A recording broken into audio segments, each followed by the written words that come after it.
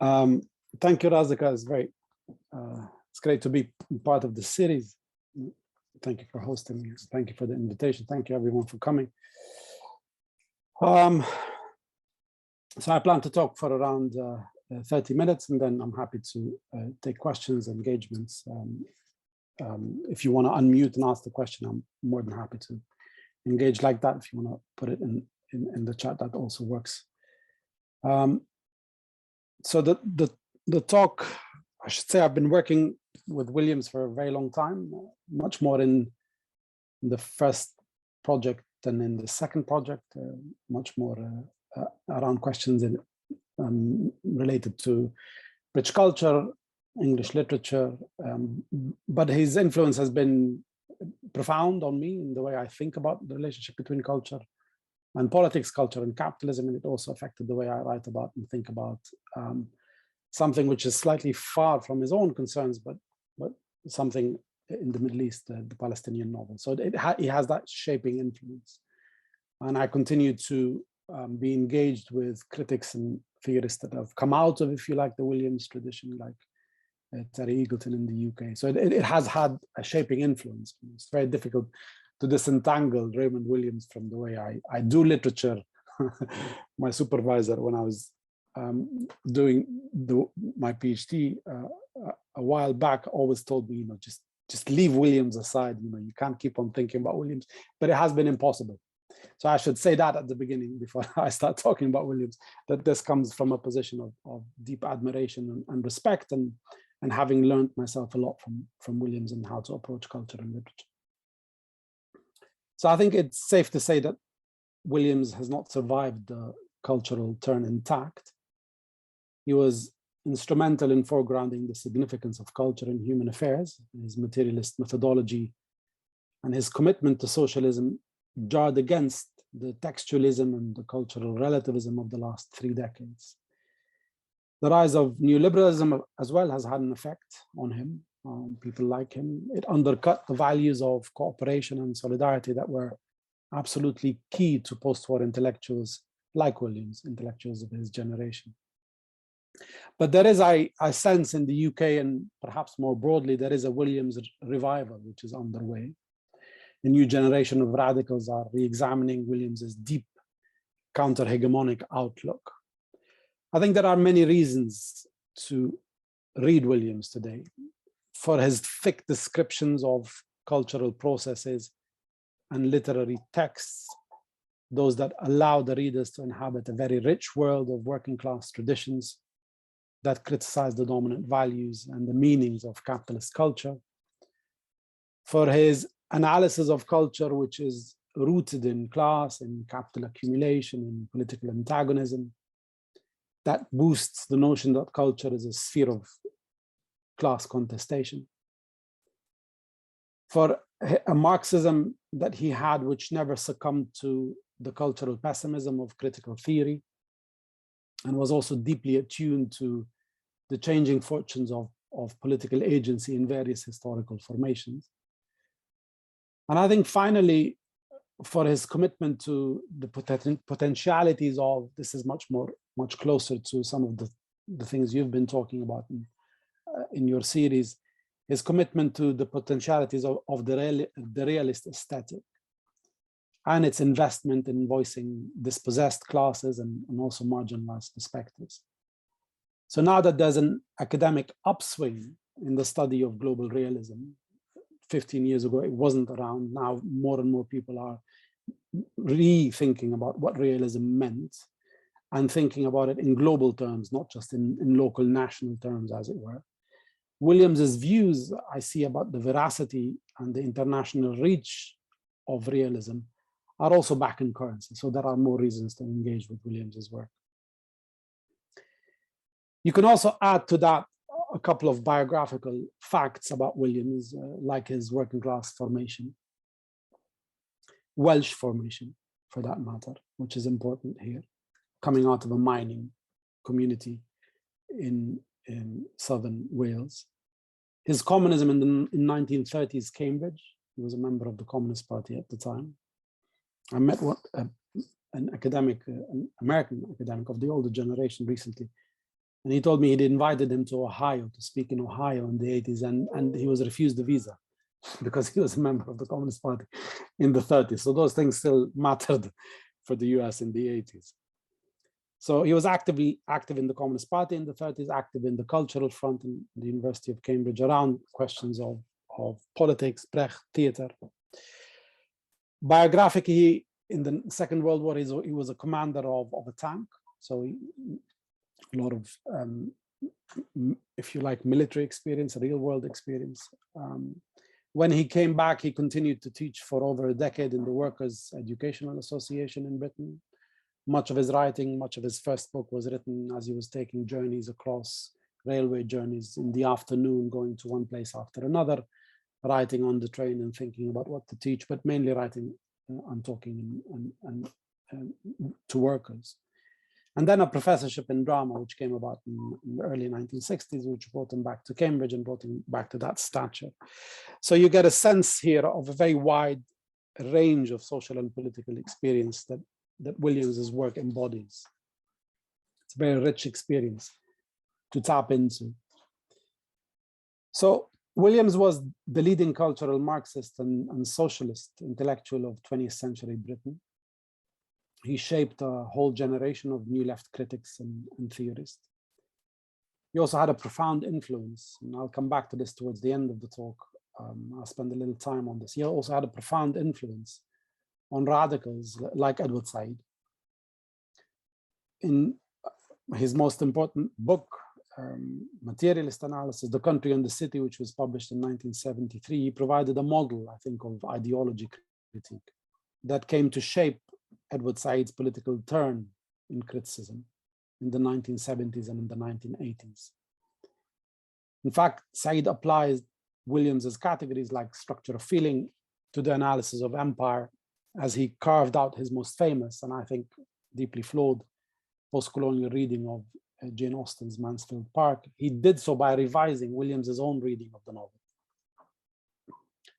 So for Said, Williams exemplified the politically committed intellectual that he admired so much of that generation, but also Said criticized Williams in the name of empire, and that becomes the way in which Said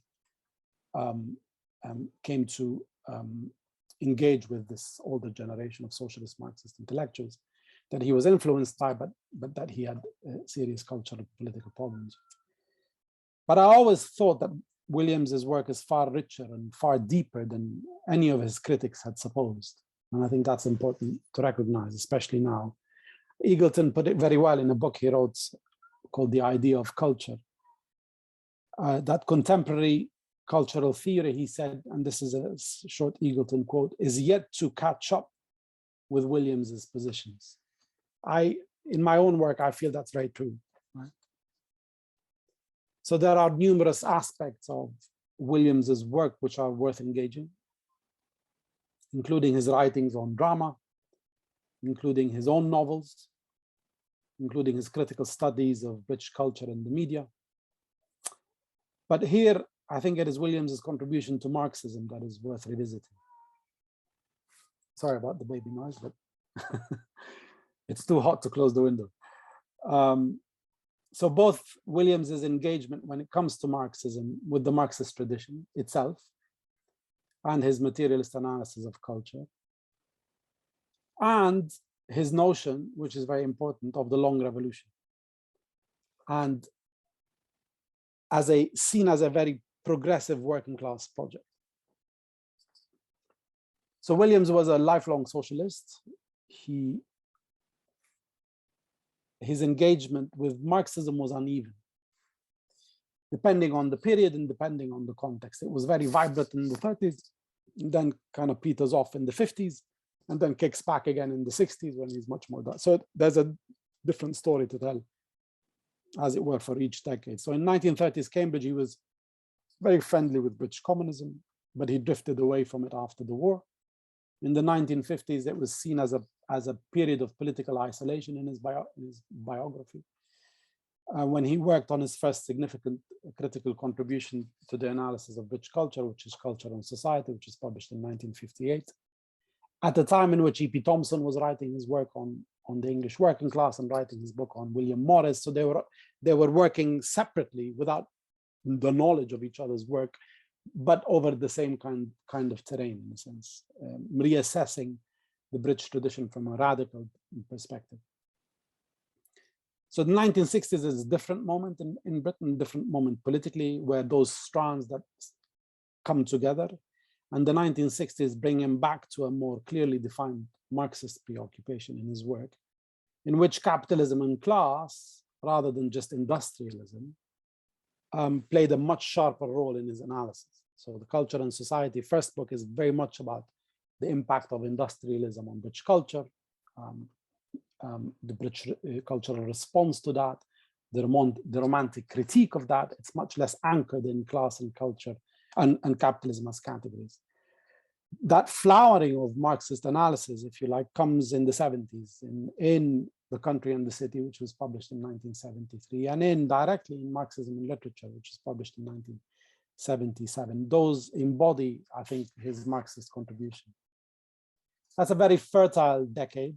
It also produced his most direct and sustained engagement with specifically British Marxism. That came, I think, in the form of an extraordinary series of interviews that he conducted with New Left Review. If you haven't read that book called Politics and Letters, you have to. I mean, I don't think there is a document that comes out of the British New Left which is much more powerful than this, right? It's a sustained engagement with Williams's work, 400 pages, conducted as a series of interviews by Perry Anderson, Francis Mulhern, and Anthony Barnett, who are all members of the editorial of New Left Review. And they just grill Williams, right? And you see the openness and the generosity of that response. But it's actually quite incredible. I can never imagine Said going through this process, right? But Williams would, right? And that's very important to explain what the nature of the political creature you're dealing with, right? So Politics and Letters are these deep interrogations that stand as testimony, I think, to Williams's intellectual openness, his generosity, his willingness to be scrutinized by a younger generation of New Left Marxists, who in their spirit of powerful challenge, in fact, leave no stone unturned in their searching questions to him. No wonder it took, and Williams said that at the time, it took him 6 months afterwards to return to writing, because it was it shook him to his foundations, that series of interviews. His interlocutors pushed him to the limit, made him explain and defend his judgments and his life project, and also made him concede his analytic failings, right? That was important. There are many moments when Williams says, I was wrong, I didn't see that, I should have said that, I knew that, but I didn't put that in a very generous and open manner. So he managed to come out of this 10-day ordeal. They went to Cambridge and sat with him for 10 days, imagine, with his intellectual and political stature not only intact, but also growing in esteem, right? And that's very important. So there are two aspects of his engagement with Marxism which are worth flagging here.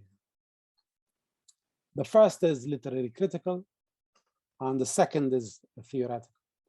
So you can organize them around two key figures that were important to Williams, Lukács and Gramsci, right? And I'll talk about, I know that there were other figures in the Marxist tradition that he was influenced by, but I'm going to spend time on Lukács and Gramsci, a little time. So Williams found Lukács's writing on realism very fertile. He kept returning to him, though he dissented from Lukács's narrow ideological take on modernism. He agreed with Lukács about 19th century realism, where the relationship between fiction and reality seemed at the time less problematic than later on, especially in the early 20th century. So Williams explains this in his notion of realism in the interviews on Politics and Letters. And this is the first quote. He says, my argument for realism has always been that it is a certain perception of reality and a certain awareness of interrelationships. Not that it carries a certain mode of composition with it, nor that it has a second order relation to pre-existing reality. So it's a certain awareness of interrelationships. And he comes back to this emphasis, right? The realist novel for Williams, he argued, very characteristic description in The Long Revolution. He describes it like this. It offers, he says, a valuing of a whole way of life, a society it presents in the literature that is larger than any of the individuals composing it, and at the same time valuing creations of human beings who, while belonging to and affected by and helping to define this way of life, he says, are also in their own terms absolute ends in themselves. So the individual and society are both absolute ends. Neither element, neither the society nor the individual is there as a priority, but that interrelationship is key. So it's the relationship between individual and society that 19th century realism represents so well to him. And it is this interaction that is challenged by the representational crisis that comes to be called modernism in the early 20th century. But unlike Lukasz's sense of modernism, which he saw as a form of ideological corruption, Williams read modernism as a particular response to a new set of social developments, particular aesthetic response. And those developments were things like mobility, things like changing social location and changing composition of varieties. So he wanted to explain those in those terms, rather than just dismiss them as a reified form of crisis or response, or as a diminutive form that lapses from, the glory days of realism. He wanted to explain it more socially and more culturally.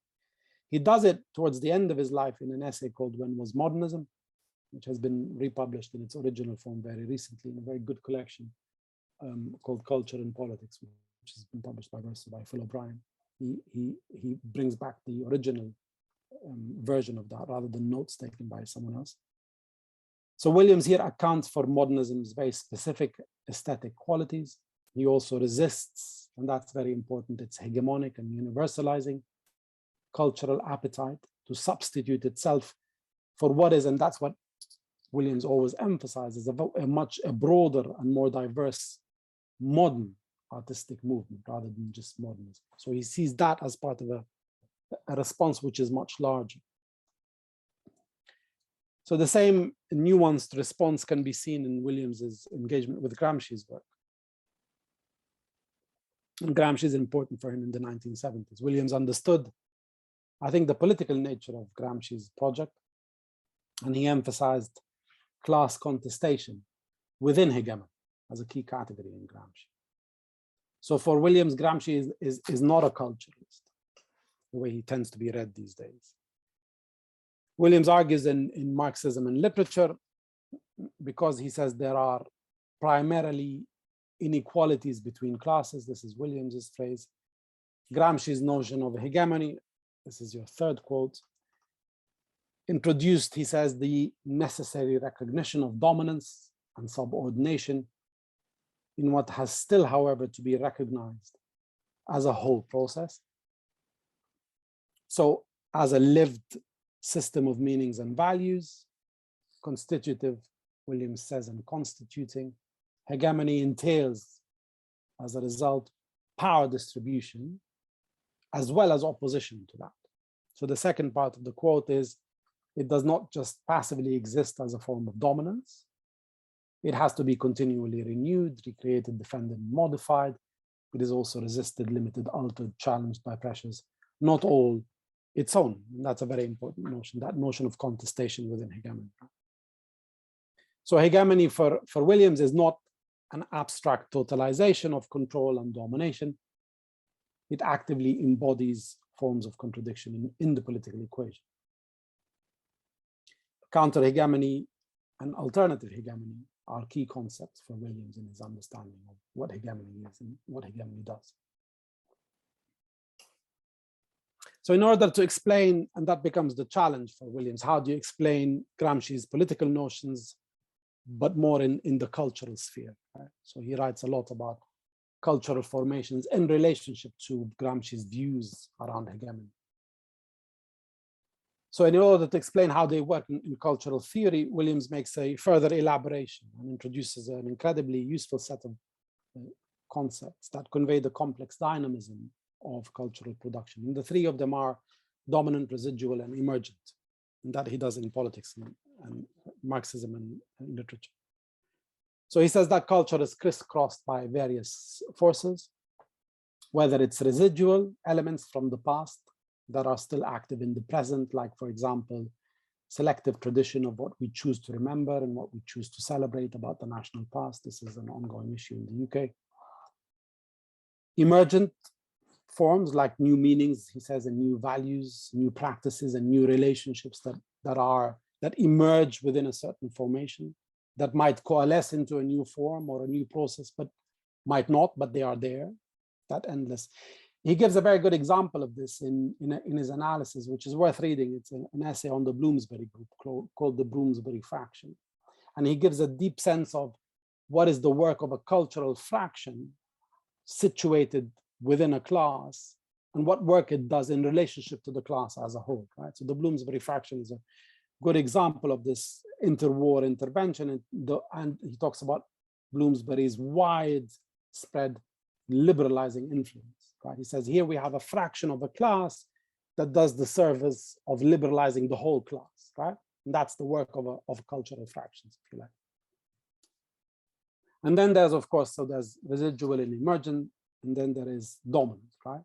Dominant is the mechanisms of incorporation and the mechanisms of acceptance that are integral to class rule. It can also be much more violent than that. For example, in the cultural sphere for Williams, he gives examples like elite forms of education that separate working class writers from their communities. This is something that preoccupies him a lot, that he thinks about in relationship to his own work and in relationship to his own development out of the working class community into Cambridge, right? And that distance he constantly measures. He measures it in language, he measures it with Thomas Hardy. It's a distance that Terry Eagleton understands. When he comes to Cambridge, it's a distance that this whole generation of post-Second World War, welfare, capital, if you like, intellectuals face, right? The set of grammar schools that the welfare state, as it were, supports the whole generation that then moves out of its class and comes into the educational sphere and then mixes with the elite. That distance, how do you measure it in terms of novels, aesthetically and culturally, in terms of language as well? That's something that preoccupies Williams a lot. So what is certain for Williams is that modes of domination do not exhaust human potentialities.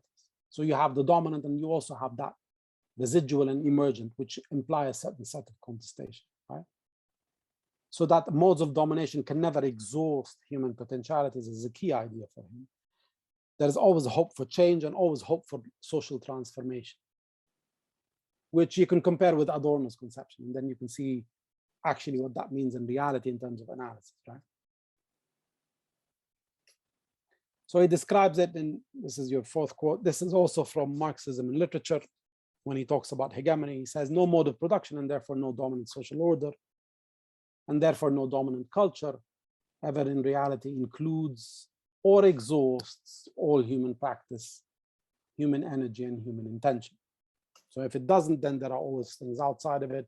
And if there are things outside of it that are not incorporated, those things can always potentially challenge it. So it never exhausts human, that's the logic behind this, right?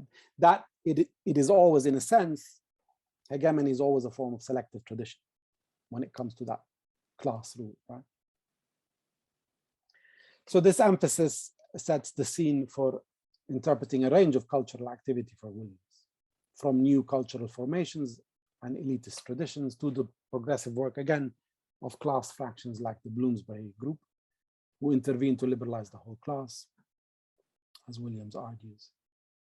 He also, it's very, I like this essay, just as an aside, because he tries to put his finger on what unites figures in literature, like Virginia Woolf, to figures in political history, like Leonard Woolf, her husband, who was involved with the Labour Party and an anti-imperialist, and figures like Keynes, who were in economics, and then figures like Roger Fry, who was in art.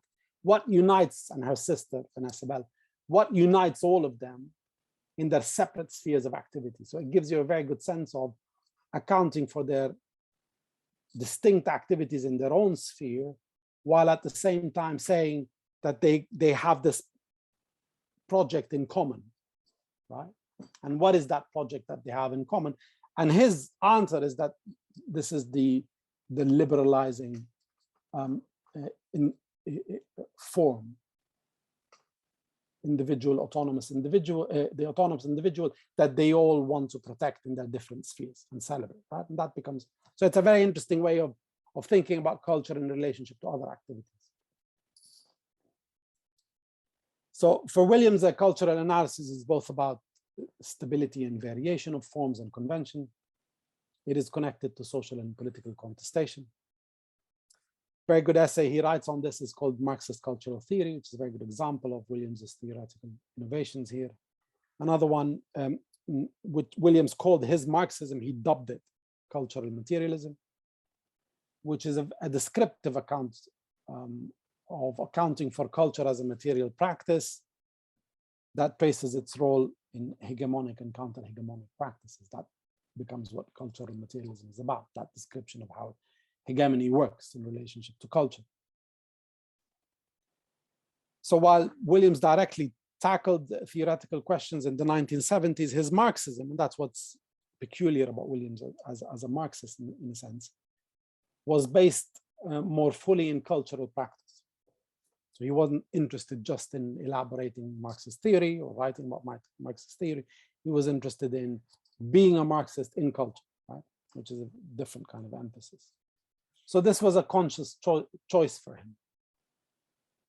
He explains this again in Politics and Letters. One of the questions is a question about why he spends so much time doing culture, right? And his answer is, why do I discuss a minor 18th century poet in more detail than I do Marx? Because this is where he says a really reactionary social consciousness is being continually reproduced. And to till your own alternative garden to it is not enough. You have to attack it, counter it, evaluate it, contest it in public culture, right? That's why he spends time on this reinterpretation of rich culture from a radical perspective, rather than just on elaborating Marxist theories around culture and politics. So this notion of, if you like, the long revolution exemplifies that kind of work, links up with his work in the 70s, began this much earlier in the 60s. It exemplifies this intellectual orientation of countering reactionary ideology. Right? It's about identifying political and industrial and cultural practices, including working class institutions, that are part of this long struggle for social emancipation. That's what the long revolution is about. It's not just a point, one point in history, it's an ongoing process, right?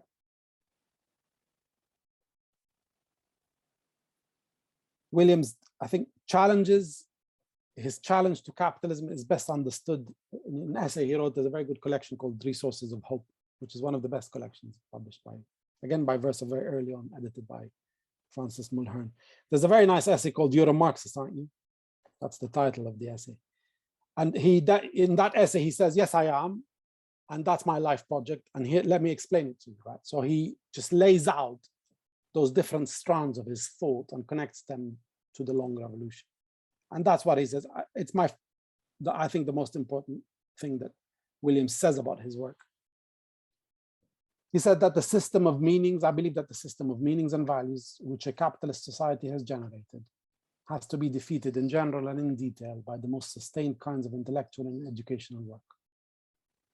This is a process which I call the long revolution, a genuine struggle which was part of the necessary battles of democracy and of economic victory of the organized working class. I mean, it doesn't, so far as testimonies go, it doesn't get clearer than this, right? That you have a capitalist system and you want to defeat the meanings and the values it generates, and you do so in the name of the working class in its battles for political democracy and economic democracy, right? So, you know, the emphasis is clear. So in this project, culture is important because it is entangled with power. That's why you go to culture, not out of the fetishization of culture, but because culture is entangled with power. And then challenging its dominant forms in the name of solidarity, those are the values, in the name of cooperation, in the name of democracy. That becomes the crucial political work that Williams identifies. It's also the work of the working class movement.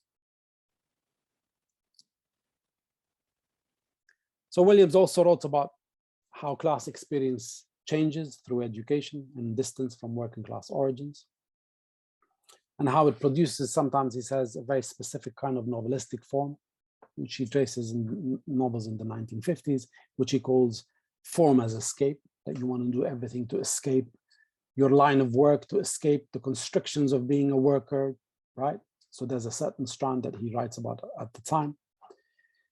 A good example of his engagement with that literature is an essay called Rich Working Class Literature After 1945. It's a very good essay to read. Another one is Popular Forms of Writing, which engage with this question of education and distance. There he also ruminates on the effects of cultural domination on working class language, right? What does it mean to be dominated, and how does that affect the way you articulate your class position in your writing? There are two more political essays I'll mention here. They capture Williams's socialist commitments in very powerful ways. One is called, recently republished by New Left Review. It's published earlier on in 1960, I think. It's called The Future of Marxism. It explains Williams's Marxism very well. It conveys his internationalist perspective, which is key. His deep sense that Marxism is an active political movement that is much bigger than some narrow Western Marxist complacencies around it. He states in it, and this is a short quote for you, the only thing that matters is the reality of socialism, he says, the achievements of peace, freedom, and justice. These are the realities of socialism.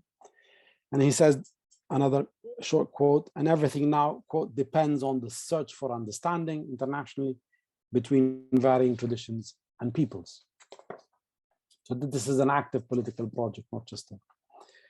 The other essay is The Future of Socialism. It's another important short political essay. It shows that any anti-capitalist movement that, and this is a wonderful phrase to think about, it's pertinent for today's world, that he says hesitates before socialism. Any movement that hesitates before socialism requires constructive engagement and an inclusive, unified vision of change through equitable political and economic democracy. Right? That it has to come to reckon with those kinds of realities to see that socialism is part of the answer that it needs to provide. Right? I should emphasize that confidence in working class organization for Williams came with a universal perspective and a recognition that socialism entails deep-rooted equality that is worth fighting for. So what of Williams and empire? It's a little bit more contentious than so far. Reading, I think, Williams's work, I think it is hard to accept the Saidian accusation that Williams ignored empire. It is also hard to accept what another of his critics, Edward Said's student at the time, Gauri Viswanathan, argued, that Williams somehow misunderstood how imperialism works in reality. Back in 1979, Williams's New Left critics, his interlocutors in politics and letters, raised this issue of empire in relationship to his 1958 text, Culture and Society. And Williams at the time said, he acknowledged that he should have accounted for the impact of empire on the tradition that he was outlining in a systematic way. So there's no shying away from the fact that in Culture and Society, he should have talked about Carlyle's views on imperialism. He should have accounted for that in relationship to the tradition he was delineating, right? So he conceded that immediately, right? But this is 1958, right? And at the time, Said himself hadn't accounted for or acknowledged the impact of empire on his work. So Said only did so in Orientalism from 1978 onwards. In fact, empire plays a role, an important role, earlier than that in Williams's own work, In the Country and the City, which was published in 1973. It doesn't play a peripheral role, like Edward Said maintains in Culture and Imperialism, his book, which is published in 1993. So what Said objects to about Williams is not that he ignored empire, but that empire is not the singular and the primary source of cultural production and meaning that it is for Said from Orientalism onwards, right? It's not that he hadn't seen empire, and that's Said's argument. He saw empire. It's that he doesn't attribute singularity to it in explaining the domestic culture of imperial states. That is Said's objection. Not only is it his objection, that is his analysis, that is his position on the interpretation of culture and imperialism, right? So if Williams saw capitalism and imperialism, right, as part of the same interpretive framework, that land improvement, for example, in the colonies links back to enclosures in Britain, Said argues that it is Britain's imperial culture which makes territorial expansion and colonial practices possible. It is the culture itself. So if you think that the West is ontologically imperialist or Orientalist, like Said argues, this has been his consistent position from Orientalism onwards, then it is the main reason that explains Western conduct, because then the West is ontologically imperialist. And then how do you explain that the West is imperialist? Is because they are an imperialist in their being, right? And that's the circular argument. So it's not political economy that explains empire. It's cultural being, yeah? That's very important. You want me to admit that, person? There's someone coming in. It's not political economy rooted in the interpretation of politics and economics and the reasons for it. Again, it's cultural being that explains imperialism for Said. In fact, that is Said's core post-colonial presumption in his work from Orientalism onwards. Williams couldn't agree with that. No materialist can agree with that. It's impossible to agree with that position. It's not a materialist position, it's a culturalist position, right? So sympathetic as Williams was to Said's anti-colonial politics, and he was, right, extremely generous, to substitute capitalism for empire in explaining British domestic culture and society simply vitiates Williams's materialist emphasis on capitalist relations, right? So Williams explains this. So the bone of contention, as it were, where you could see this argument playing out, is then there are different readings of Mansfield Park. That becomes the locus in which that argument is presented and fought out. So Williams has a specific reading of that in The Country and the City, and then Said builds his own reading in Culture and Imperialism around reinterpreting Williams's argument. And that becomes Said's famous essay called Jane Austen and Empire, right, which is circulated, very widely circulated. And it's the key essay that explains his position in Culture and Imperialism, the book, right? So Williams explains this position in his reading of Mansfield Park, Jane Austen's novel, that empire should be understood in the context of capitalist accumulation. And that the plantations, he says, in Antigua, which are evident in the novel, should be seen as part and parcel of Jane Austen's morality of improvement. So improvement, he argues, has both domestic and colonial effects, and then he lays them out in his analysis, right?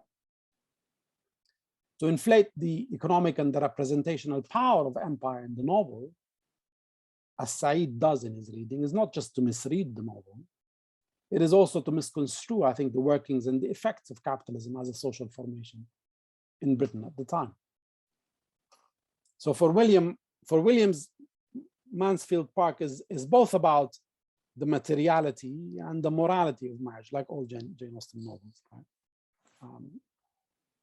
He always argued that people think that Jane Austen is not interested in history, but the most important aspect of British history was happening at the time, right?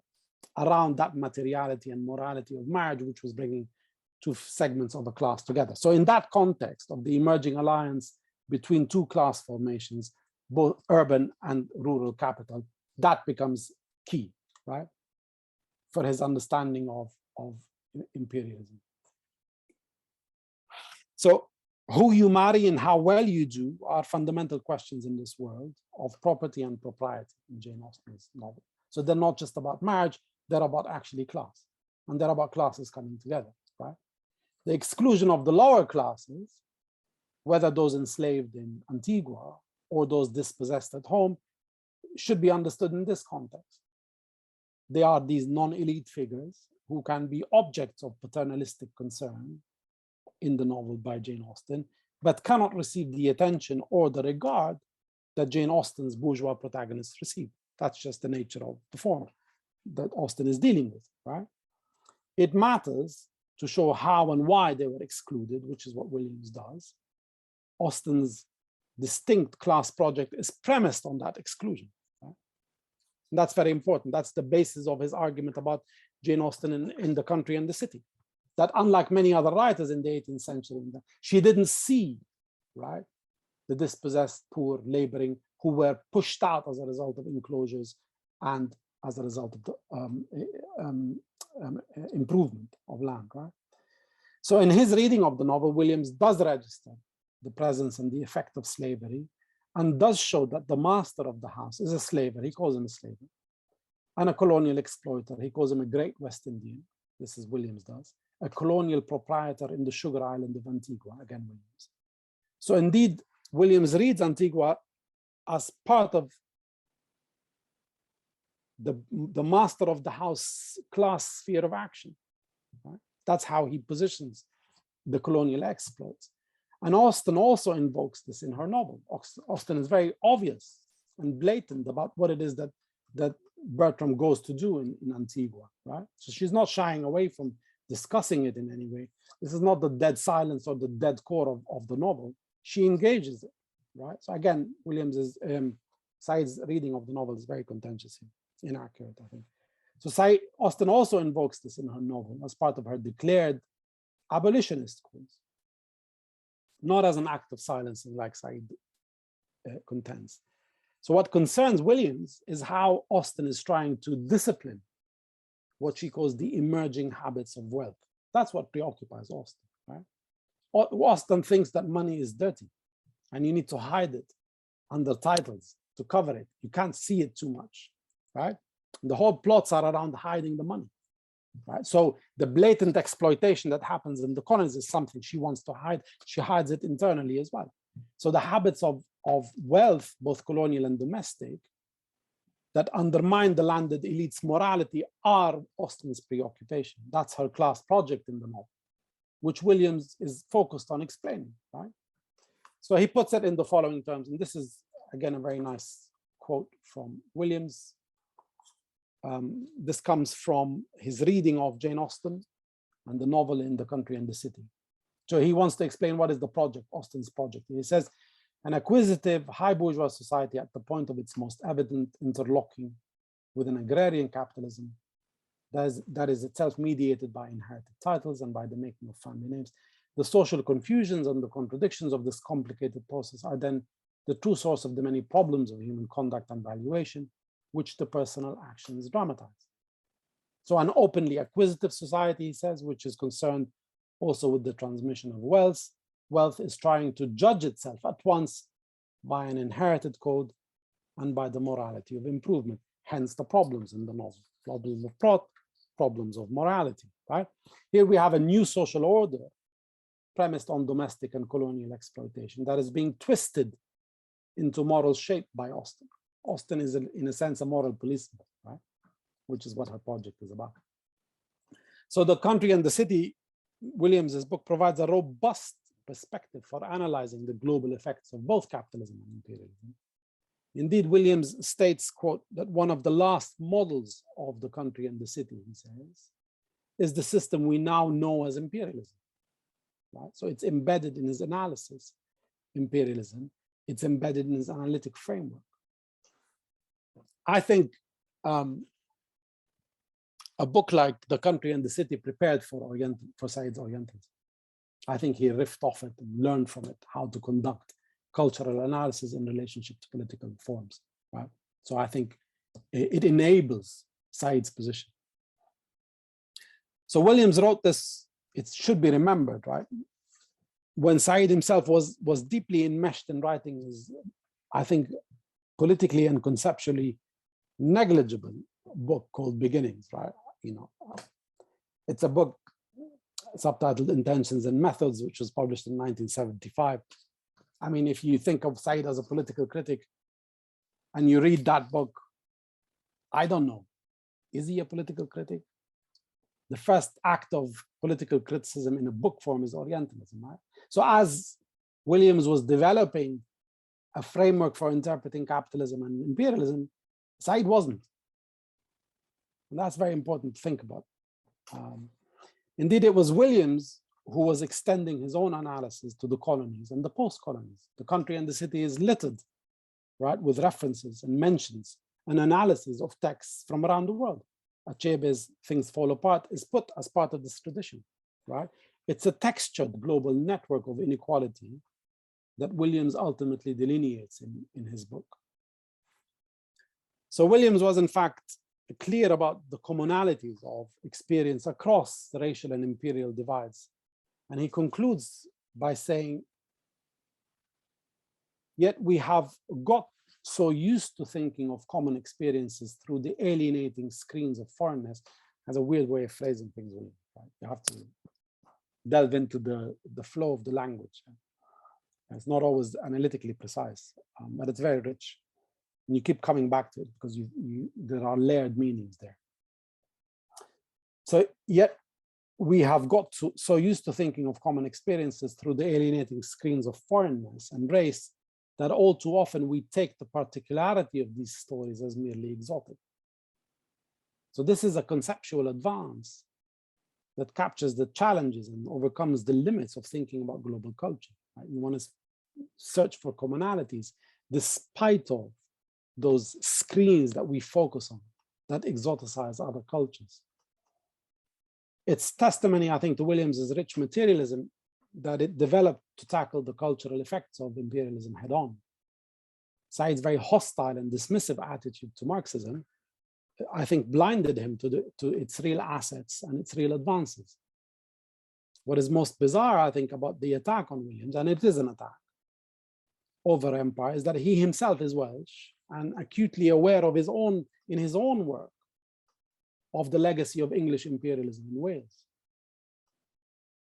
So what that taught him, what that taught Williams, is that Wales's struggle for democratic self-government belongs in the anti-colonial tradition. The exact one that he tapped in The Country and the City. And in his novels, a lot of his novels deal with that kind of question of British Empire in Wales, and also of immigration into England in the 1960s. The novels tackle this question. So Williams was especially attuned to this Welsh historical injury. I want to quickly just quote towards the end. Am I speaking too much? Should I cut it? Okay. No, it's all good. Coming towards the end now. So Williams was, I think, especially attuned to this Welsh historical injury, and more towards the end of his life. And sometimes when he answers questions about empire, so in Politics and Letters, he says, well, the problem is that the intensity of the Welsh struggle had lapsed at that time. So I wasn't particularly attuned at that moment to imperialism like I was later or before. So it's a very interesting way of the way he thinks about empire in his work is always related to whether it's being contested in Wales itself. Right? It's very interesting connections there.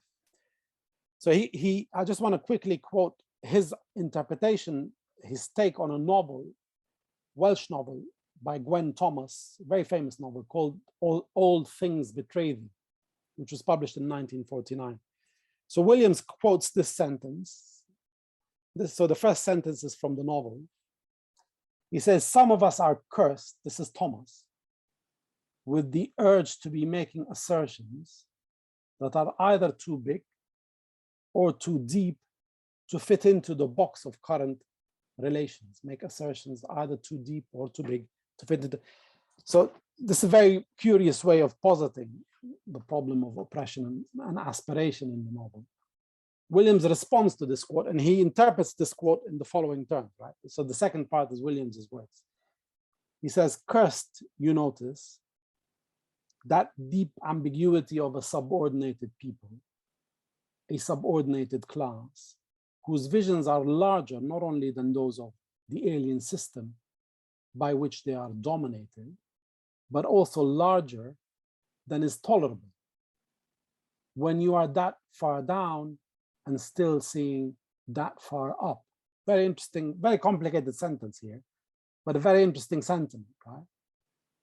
About an alien system, registering it as you're being dominated, tolerating it, but also grappling with that reality. It is an extraordinarily difficult feeling to sustain, right? I think everything I wanted to say today about Williams is here, right? It's his commitment to working class cultural production and political organization. It's his way of looking at the world from the vantage point of the dispossessed. It's his core notion of contestation and counter-hegemony, which is what's happening in this paragraph.